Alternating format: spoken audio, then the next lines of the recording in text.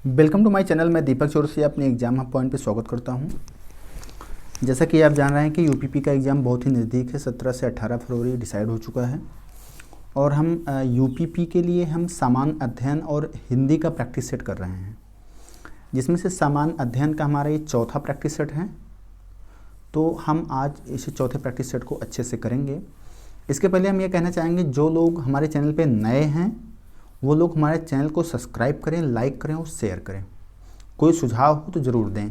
जिसमें हमारा WhatsApp contact number है, व्हाट्सअप हमारा कॉन्टेक्ट नंबर आप नोट कर सकते हैं 9670 23 99 01। ओके, तो लगते रहिए। तो आइए हम स्टार्ट करते हैं। ओके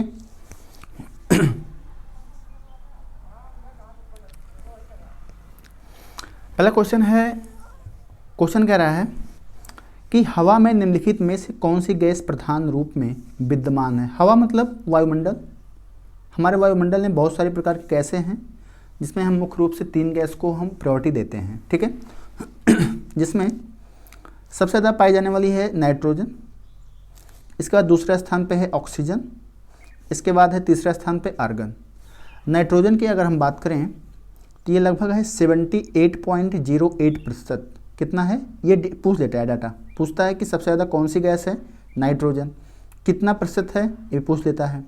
दूसरे स्थान पे है ऑक्सीजन, लगभग 21%, लेकिन अगर हम बात करें तो 20.95% है ऑक्सीजन।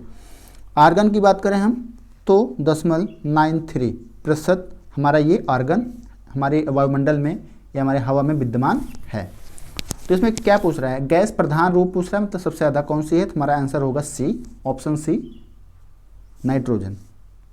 अगला क्वेश्चन, ऋग्वेद में निम्नलिखित में से किस देवता की सर्वाधिक महत्ता का वर्णन है, बताइए। देखिए ऋग्वेद में पिते ऋग्वेद कितने हैं हमारे पास, 4। ऋग्वेद, सामवेद, यजुर्वेद, अथर्ववेद। हमारे पास कितने वेद हैं, 4 प्रकार के वेद हैं और सभी वेदों में अलग अलग प्रकार की सारी चीज़ें समाहित हैं। तो अगर मैं ऋग्वेद की बात करूं तो ऋग्वेद में इंद्र और अग्नि दोनों देवताओं का उल्लेख किया गया है। लेकिन ये पूछ रहा है किस देवता का सर्वाधिक महत्व है, मतलब इसमें किसको ज़्यादा वैल्यू दिया गया है, किसको ज़्यादा महत्व दिया गया है, तो इसको हमें समझने की बात है। तो क्वेश्चन नंबर 2 में इंद्र को ज़्यादा वैल्यू दिया गया है। किसको, इंद्र को ज़्यादा वैल्यू दिया गया है। एक चीज़ हम और समझेंगे कि ऋग्वेद जो है ये सबसे क्या है, सबसे प्राचीन वेद है, सबसे प्राचीन वेद है। अगला हम बताता है सामवेद। सामवेद से पूछता है क्वेश्चन कि संगीत से संबंधित कौन सा वेद है। संगीत मतलब गाना वाना से संबंधित कौन सा है, तो हमारा हो जाएगा सामवेद। और ऋग्वेद में क्या है, 1028 सूक्त है। कहीं पूछ लेता है कभी कभी कि ऋग्वेद में कितने सूक्त हैं और कितने ऋचा हैं। ऋचा तो 10,462 ऋचाएँ हैं हमारे ऋग्वेद में। ये सब एडिशनल चीज़ें हैं जो आप लोग को याद होना चाहिए। एक चीज़ और पूछता है कि जो लोग वेदों का अध्ययन करते हैं, जो लोग ऋग्वेद का अध्ययन करते हैं, उन अध्ययन करने वाले व्यक्ति को क्या कहा जाता है, तो उनके होत्र कहा जाता है। क्या कहा जाता है, होत्र, होत्र कहा जाता है। ओके, अगला क्वेश्चन देखते हैं हम। क्वेश्चन नंबर 3 कह रहा है कि राष्ट्रीय पुलिस अकादमी कहाँ स्थित है। अर्थात यहाँ पे क्या होता है ना, ट्रेनिंग दी जाती है, ट्रेनिंग दी जाती है। तो ये है हैदराबाद। हैदराबाद कहाँ पर है, हैदराबाद। देहरादून जो है उत्तराखंड में है। नई दिल्ली हमारे भारत की राजधानी है। इलाहाबाद आप जाने, प्रयागराज जहाँ पे हमारा हाई कोर्ट है, आप जान ही रहे हैं। अगला क्वेश्चन, निम्नलिखित में से किस भारतीय पुरातन ग्रंथ में अपराध और अपराधी का जिक्र आता है। अपराध और अपराधी का जिक्र आता है। अर्थशास्त्र, मनुस्मृति, न्याय मीमांसा या उपयुक्त सभी, किस में आता है बताइए। हमारा इसमें आंसर होगा डी, उपयुक्त सभी में अपराध और अपराधी का जिक्र आता है। ओके, देखिए अर्थशास्त्र क्या है, अर्थशास्त्र कौटिल्य की रचना है। थोड़ा सा और जान लीजिए। किसकी? कौटिल्य की रचना है। कौटिल्य कौन थे? कौटिल्य का एक नाम है चाणक्य। चाणक्य ये चंद्रगुप्त मौर्य के मंत्री थे। क्या थे? मंत्री थे। और मनुस्मृति स्मृति जितने बार इस एक स्मृति मनुस्मृति भी है। तो एक न्याय मीमांसा और ऐसे मीमांसा, न्याय मीमांसा सारी चीज़ें हैं जिसमें हमारा आंसर होगा उपयुक्त सभी। हमारे राज्य में 1090 को किस नाम से जाना जाता है? बताइए। Women helpline number. महिलाओं के लिए यह है कि अगर कोई समस्या, कोई घरेलू अपराध, कोई दिक्कतें आती हैं तो आप 1090 पे कॉल करके पुलिस को तत्काल बुला सकती हैं। ओके। अगला क्वेश्चन है, घरेलू हिंसा से महिलाओं की सुरक्षा हेतु अधिनियम कब लागू किया गया? बताइए। महिलाओं को घरेलू हिंसा समस्या जो होती हैं, लोगों को परेशान करते हैं, ये कब लागू किया गया? तो इसमें हमारा आंसर होगा 2006 में लागू किया गया। क्वेश्चन नंबर 7 कहता है, स्टैचू ऑफ यूनिटी किस राज्य में स्थित है? देखिए, स्टैचू ऑफ यूनिटी जो है ये तो है गुजरात में। कहाँ पर है? कहाँ पर है? गुजरात में है। और ये किसका है यूनिटी? वल्लभ भाई पटेल का। याद रखिएगा, वल्लभ भाई पटेल का है। और इसमें इसकी ऊंचाई कितनी है? तो 182 मीटर, फीट नहीं मीटर है, 182 मीटर है। ये इसका अनावरण कब हुआ? अनावरण पूछ सकता है कि स्टैचू ऑफ यूनिटी का अनावरण कब हुआ? तो 2018 में इसका अनावरण हुआ। ओके। महाराष्ट्र तो है मुंबई, एमपी, यूपी। ठीक है। एक उत्तर प्रदेश दिवस मनाया जाता है 24 जनवरी को। ठीक। गोकुल पुरस्कार संबंधित है, गोकुल पुरस्कार संबंधित है, बताइए। कृषि उत्पादन बढ़ावा देने से, दुग्ध उत्पादन सहकारिता को बढ़ावा देने से, या खेल कूद बढ़ावा देने से, या बागवानी में बढ़ावा। देखिए आप सिंपली है, गोकुल मथुरा के पास है। भगवान श्री कृष्ण गाय वाय चराते थे, गाय दूध देती है, तो इन्हीं के नाम पे दुग्ध उत्पादन में सहकारिता को बढ़ावा देने से संबंधित है। ओके। अगला क्वेश्चन, भारत और पाकिस्तान के बीच ताशकंद समझौता कब हुआ था? बताइए। भारत और पाकिस्तान के बीच, सबसे पहले जानिए कि ताशकंद समझौता पूछ सकता है क्वेश्चन, किसके किसके बीच ताशकंद समझौता हुआ था? तो भारत और पाकिस्तान के बीच हुआ था। अगर पूछता है कि यह समझौता कब हुआ था, तो 1966 में हुआ था। अब देखिए ताशकंद अब तो यहाँ है नहीं, चला गया उज्बेकिस्तान में, तो हमें डेट याद रखनी है 1966। प्लस ऐसा पूछ सकता है कि ताशकंद समझौता किन दो देशों के बीच हुआ था? तो भारत और पाकिस्तान के बीच हुआ था। अगला क्वेश्चन है, निम्नलिखित में से कौन पुर्तगाली उपनिवेश नहीं था? बताइए। पुर्तगाली का उपनिवेश क्या होता है? मतलब पुर्तगाली का आधिपत्य हो, जिसपे क्या हो? आधिपत्य हो, उसी का अधिकार हो, समझिए सिंपली में। तो पुर्तगाली का बम्बई पे भी था, हुगली पर भी था, चौल पे भी था, लेकिन मछलीपट्टनम पर नहीं था। जो मछलीपट्टनम था इस पे डचों का अधिकार था, डचों का उपनिवेश था। ओके। अगला क्वेश्चन देखते हैं हम, निम्नलिखित में से कौन सा ज्ञान की सिद्धांत पर बल देता है? बताइए। ज्ञान की सिद्धांत पर बल देता है। देखिए योग दर्शन संबंधित है पतंजलि से। ठीक है। उपनिषद आप जान ही रहे हैं, तो हमारा आंसर उपनिषद ही होगा। ये ज्ञान के सिद्धांत पर बल देता है। अगला क्वेश्चन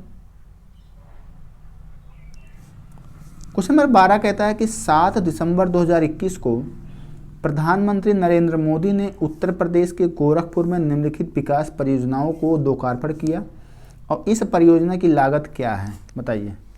क्वेश्चन नंबर 12, इसका आंसर होगा हमारा ऑप्शन सी, 9,600 करोड़ रुपए। अगला क्वेश्चन, भारत का प्रथम चल पुलिस थाना कहाँ पर कार्यरत है? बताइए। चल पुलिस थाना कहाँ पे कार्यरत है? तो ये हमारा है होशियारपुर में। कहाँ पर है? होशियारपुर में। अच्छा, वाराणसी में एक कोई अनुसंधान है, बताइए। वैसे कहिए सारनाथ कहाँ पर है? वाराणसी में है। पूछता है सब्जी अनुसंधान कहाँ पर है? तो वाराणसी में है। सब्जी अनुसंधान केंद्र वाराणसी में है। तो ये सब सारी चीज़ें आप जानते रहिए। 1 मेगाबाइट कितने के बराबर होती है? 1 मेगा मतलब 1 MB, बताइए। एक MB की बात कर रहा है। 1 MB, हम लोग को मोबाइल में 1 GB मिलता है।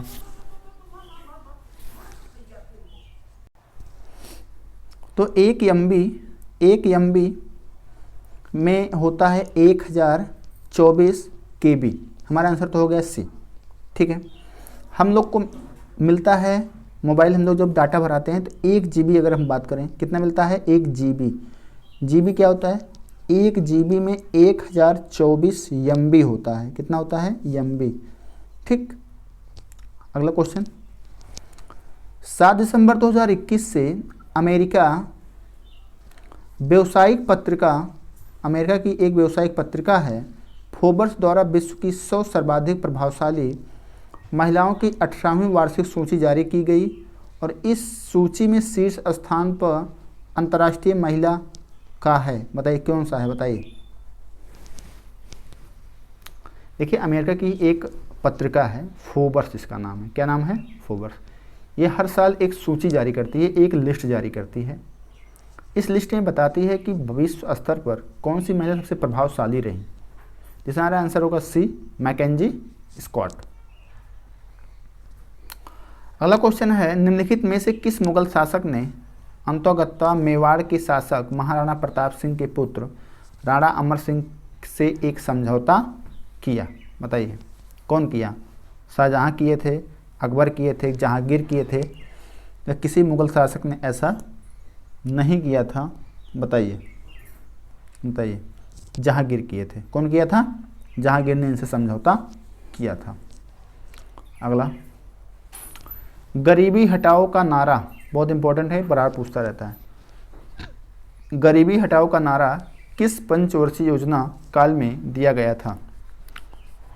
दिया गया था 5वीं में। किसमें? 5वीं।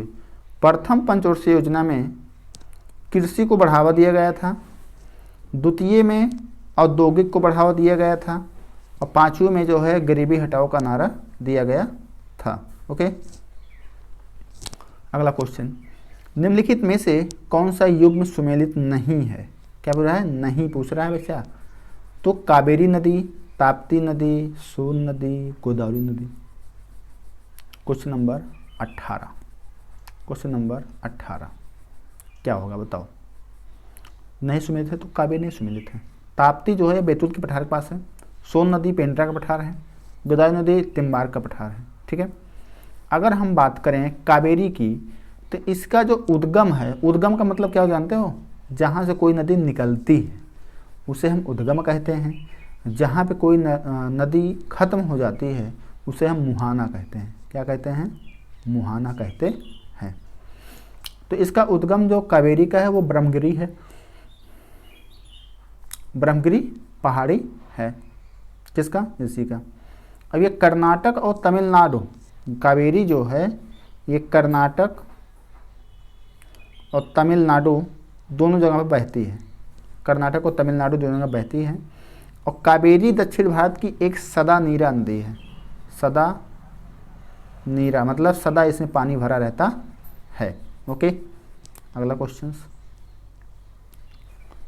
29 नवंबर 2021 को किस मंत्रालय के द्वारा वर्चुअल माध्यम से भारत युवा व्यवसायिक कार्यक्रम के प्रथम संस्करण की शुरुआत की गई? बताइए। क्वेश्चन नंबर 19, इसमें होगा जल शक्ति मंत्रालय। यह जो है व्यवसायिक कार्यक्रम जो है जल शक्ति मंत्रालय के द्वारा शुरुआत किया गया। अगला, 8 दिसंबर 2021 को जर्मनी के चांसलर के रूप में किसने पदभार ग्रहण किया? क्वेश्चन नंबर 20, ऐसे पुराना करंट अफेयर है। इसमें होगा फर्स्ट बर्नहार्ड। क्या होगा? सॉरी नहीं, क्वेश्चन नंबर 20 में हो जाएगा ओलाफ स्कॉल्ज होगा, ये गलत है, ओलाफ स्कॉल्ज होगा। अगला क्वेश्चन देखते हैं हम, क्वेश्चन नंबर 21। अक्टूबर 2021 में कौन सी शताब्दी एक्सप्रेस एकीकृत प्रबंधन प्रणाली प्रमाणन पत्र प्राप्त करने में दक्षिण रेलवे की पहली ट्रेन बन गई है? बताइए कौन सी है? तेजस एक्सप्रेस, वंदे भारत, गतिमान, चेन्नई मैसूर एक्सप्रेस। तो दक्षिण भारत चेन्नई में है, ऑप्शन डी हमारा आंसर होगा। 6 दिसंबर 2021 को किस देश के राष्ट्रपति भारत की यात्रा पर आए थे? क्वेश्चन नंबर 22, तो हमारा आंसर होगा रूस, रूस के राष्ट्रपति आए थे। देखिए जापान में 4 द्वीप हैं, कोई बताएगा हमको कमेंट करके कि हिरोशिमा और नागासाकी पर जो बम गिराया गया था परमाणु बम, ये दोनों किस द्वीप पर हैं? नागासाकी और हिरोशिमा किस द्वीप पर हैं? ठीक, वो कमेंट करके कोई बताएगा। ऑपरेशन ग्रीन संबंधित है, तो ये संबंधित है आलू, टमाटर, प्याज कीमतों के उतार चढ़ाव को रोकने हेतु ऑपरेशन ग्रीन शुरुआत किया गया था। ठीक, अगला क्वेश्चन, गोबर धन योजना संबंधित है किससे? पशुपालन वृद्धि से, देसी गोवंश से, दूध उत्पादन से, गोबर एवं ठोस अपशिष्ट का प्रबंधन से। बताइए। गोबर एवं ठोस अपशिष्ट प्रबंधन से संबंधित है। अगला क्वेश्चन, वर्ष 2011 की जनगणना के अनुसार भारत में वयोवृद्ध महिला नागरिक संख्या कितनी है? 25, क्वेश्चन नंबर 25। हाँ, इसमें 53 मिलियन होगा। कितना होगा? 53 मिलियन।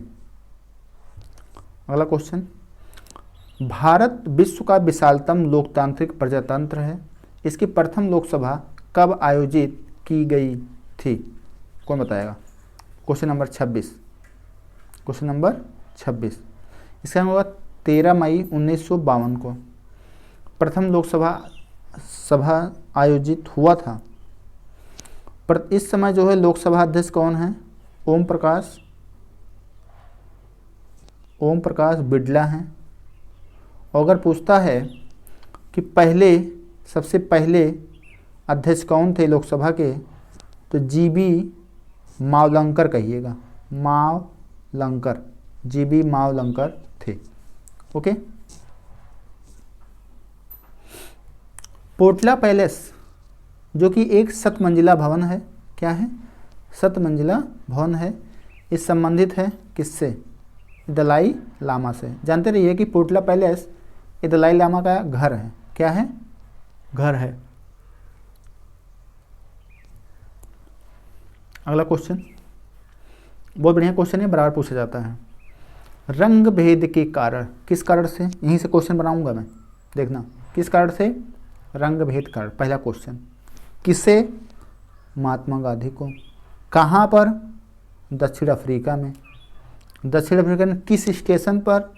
पीटर्सबर्ग रेलवे स्टेशन पर। कितने क्वेश्चन बने? 4 क्वेश्चन।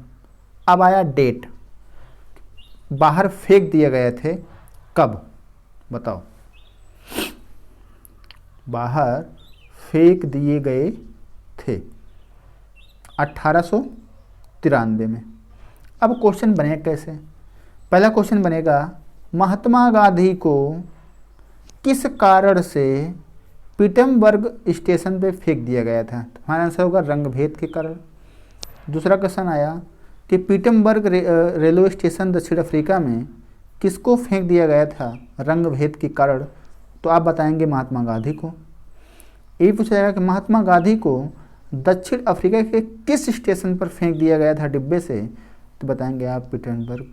तुम्हारे क्वेश्चन बने ना, तो 1893। अगला क्वेश्चन, निम्नलिखित में से कौन सा जरीब का हिस्सा है?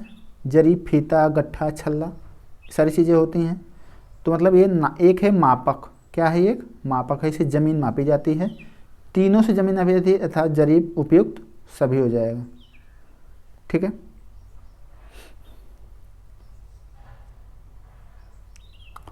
अगला क्वेश्चन, 1 एकड़ जमीन बराबर होती है, बताइए 10 जरीब से, 48-40 वर्ग गज से, 0.40-40-467 से, जिसमें सब हमारे उपयुक्त सभी होगा। आप अगर जरीब में जाओगे तो 10, गज में जाओगे तो 48-40, हेक्टेयर में जाओगे 0.40467 होगा। ठीक है, अगला क्वेश्चन,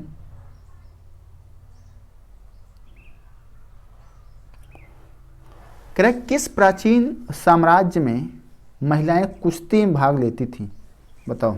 क्वेश्चन नंबर 31, विजयनगर साम्राज्य में, बताइए विजयनगर साम्राज्य में महिलाएं कुश्ती में भाग लेती थीं। कौन बताएगा कि विजयनगर साम्राज्य की स्थापना कौन किया था, बताइए।